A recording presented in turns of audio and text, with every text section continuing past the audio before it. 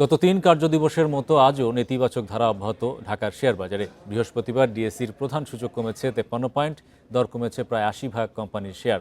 অন্যদিকে চট্টগ্রাম স্টক এক্সচেঞ্জের সার্বিক সূচক কমেছে প্রায় ৮০ পয়েন্ট। বৃহস্পতিবার দিনের শুরুতে ঢাকা স্টক এক্সচেঞ্জে কিছুটা ঊর্ধ্বমুখী প্রবণতা দেখা গেলেও বেলা বাড়ার সাথে সাথে সূচকের উত্থান পতন শুরু হয়। লেনদেন শুরুর ৫ মিনিটে সূচক কমে ১০ পয়েন্ট। দিন শেষে ডিএসইএক্স সূচক ৫৩.২০ পয়েন্ট কমে অবস্থান করছে ৫,৪৬৫ পয়েন্টে। সূচকের পাশাপাশি কমেছে লেনদেন। আজ মোট লেনদেন হয়েছে ৫৫৯,৯৯,০০,০০০ টাকার শেয়ার, যা আগের দিনের চেয়ে ৩৭৫,৭৮,০০,০০০ টাকা কম। হাতবদলে অংশ নিয়েছে মোট ৩৯২টি কোম্পানি ও মিউচুয়াল ফান্ড। এর মধ্যে শেয়ারের দর বেড়েছে ৪৬টি প্রতিষ্ঠানের, দর কমেছে ৩১৩টির এবং অপরিবর্তিত রয়েছে ৩৩টি প্রতিষ্ঠানের শেয়ার দর।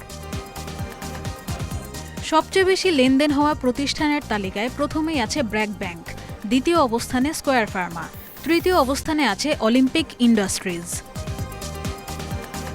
এদিকে শতাংশের দিক থেকে দর বৃদ্ধির তালিকায় প্রথমেই আছে রহিমা ফুড, দ্বিতীয় অবস্থানে মেঘনা সিমেন্ট এবং তৃতীয় অবস্থানে আছে আইসিবি। অন্যদিকে চট্টগ্রাম স্টক এক্সচেঞ্জের সার্বিক সূচক ৭৯.৯২ পয়েন্ট কমেছে। দিন শেষে অবস্থান করছে ১৫,৩৪৯ পয়েন্টে। লেনদেন হয়েছে মোট ১৩,১০,০০,০০০ টাকার শেয়ার। আদ্রিতা রাইন, ইন্ডিপেন্ডেন্ট নিউজ।